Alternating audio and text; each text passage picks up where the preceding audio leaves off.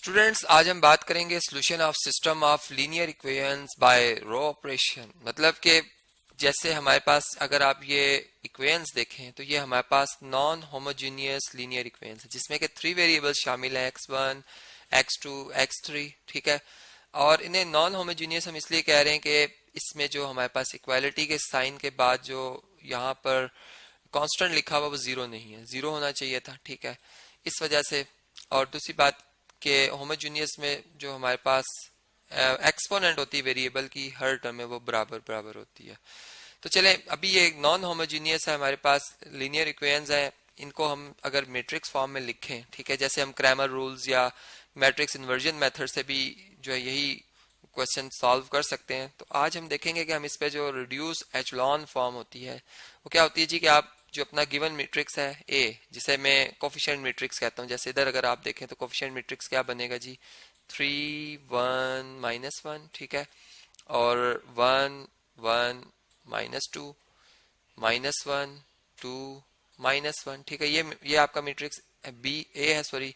और जो B matrix है आपका, जो कि कांस्टेंट मैट्रिक्स कहलाता है, जिसमें कि -4 -4 और 1 आ रहा है। ठीक है, इसको आप क्या करेंगे, इसको आप ए के साथ कनेक्ट कर देंगे, ऑगमेंटेड मैट्रिक्स बनाएंगे और फिर इस ए मैट्रिक्स को कन्वर्ट कर देंगे आइडेंटिटी मैट्रिक्स ऑफ ऑर्डर 3 में। चूंकि ए भी अगर आप देखें तो एक स्क्वायर मैट्रिक्स है जिसका ऑर्डर 3 है, 3 रोज 3 कॉलम है।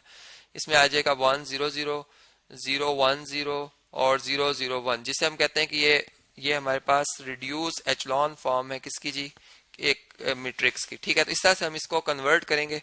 अब यहाँ पर मैंने वो जो कनेक्टेड मैट्रिक्स है जिसे मैं कह रहा हूं कि ये मेरा ऑगमेंटेड मैट्रिक्स है, वो मैंने यहाँ पर लिखा हुआ है। ठीक है, अब मैं इसे एलिमेंट्री रो ऑपरेशंस की मदद से जो है वो इसका सॉल्यूशन फाइंड करूंगा।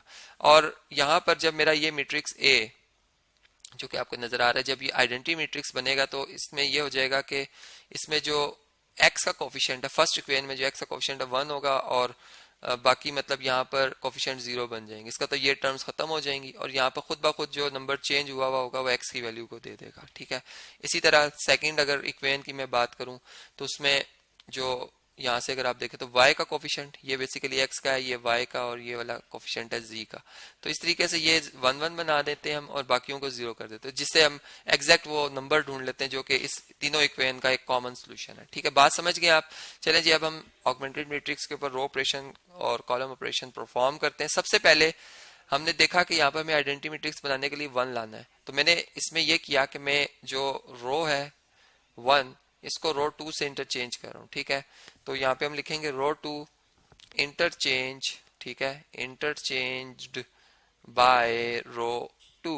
रो 2 को रो 1 की जगह हम लिख देंगे और रो 1 को रो 2 की जगह। तो रो इक्विवेलेंट मैट्रिक्स जो आएगा हमारे पास, इसमें हमारे पास सबसे पहले 1 1 -2 -4 आ जाएगा। ठीक है, मतलब रो 2 रो 1 की जगह, रो 1 जो है रो 2 की जगह आ जाएगी, 1 -1 -4। ठीक है, और third row as it is रहेगी, ये हमारी थर्ड रो है, ये एज इट इज रहेगी। ये मैं इधर लिख भी देता हूँ, ये रो 1 है। ठीक है, ये रो नंबर 2 है और ये रो नंबर 3 है। ठीक है, ये याद रहे आपको। यहाँ पर हमने इनको कनेक्ट किया हुआ है इस तरह से।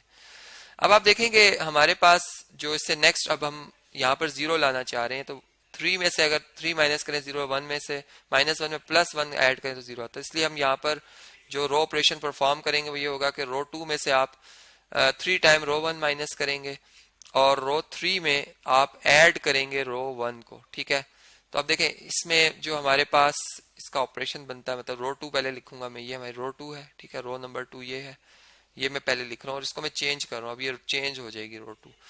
तो पहले रो 2 लिखते हैं, 3 1 -1 और -4। ठीक है, इसमें से रो 1 को आप 3 से मल्टीप्लाई करें, ये बन जाएगा 3, ये बन जाएगा 3, ये बन जाएगा -6 और ये बन जाएगा -12। ठीक है, और हम माइनस कर रहे हैं इसलिए यहाँ पर साइन चेंज करते जाएंगे, माइनस माइनस, ये प्लस हो जाएगा, ये प्लस हो जाएगा। ठीक है, तो आप देखें 3 में से 3 माइनस करें 0, 1 में से 3 माइनस करें -2, 6 में से 1 माइनस करें 5 और 12 में से 4 माइनस करें 8।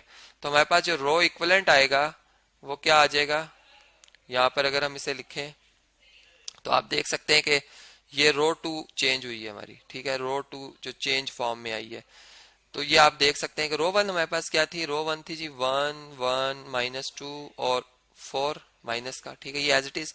रो टू आ गई 0 -2 5 और 8, ठीक है। इसी तरह अब हम अगर रो मतलब ये 3 में रो 1 ऐड करें अगर, ठीक है, इसका भी इधर ही परफॉर्म कर लेते हैं जो उसको हम सम कर रहे हैं, ठीक है। तो वो भी आप देख लेंगे साथ में कि वो किस तरह से है। देखें रो रो 3 हमारे पास है -1 2 -1 और 1, इसमें हम ऐड करें रो 1 को 1 1 -2 -4, ठीक है, ऐसे हम ऐड कर रहे हैं। यहाँ पे हम प्लस का साइन लगाएंगे, यहाँ पे आएगा 0, यहाँ पे आएगा 3, यहाँ पे आएगा -3, यहाँ पे आएगा -3, ठीक है। तो तमाम एंट्रीज जो है वो यहाँ पे आप देख सकते हैं 0 3 -3 और -3 आ जाएगा, ठीक है। अब देखें इससे नेक्स्ट हम क्या करेंगे, इससे नेक्स्ट हम, अच्छा जी यहाँ पर, ठीक है, इसे कॉपी किया हमने और अब यहाँ पर हम इसे पेस्ट कर लेंगे, ठीक है जी। अब देखें इसमें हम ऐसा करते हैं कि जो हमारे पास अब ये एंट्री आ रही है, मतलब ये ऑगमेंटेड मैट्रिक्स है, साथ कनेक्ट किया हुआ है, ये वाली एंट्रीज को हमने +1 बनाना है। कैसे बन सकता है, -2 को अगर 2 पे -2 से डिवाइड किया जाए, ठीक है, ये रो 2 है हमारी, हम इसमें क्या करेंगे, हम इसको मल्टीप्लाई कर देंगे 1/2 से, तो ये चेंज हो जाएगी रो 2। तो जो इसकी न्यू फॉर्म बनेगी वो मैं इसको इधर ही लिख देता हूँ, ठीक है जी। मतलब जो हमारे पास इसकी न्यू शेप आ रही है वो अगर हम यहाँ पर लिख लें तो ये हमारे पास आ जाएगी, इसको मैं रेस करता हूँ बल्कि यहाँ से, अब ये 1 बन जाएगा, ये 5/2 और ये 4 बन जाएगा -4, ठीक है। और चलें जी ये 1 आ जाएगा, ठीक है, यहाँ पे -5/2 आएगा और ये बन जाएगा -4, ठीक है।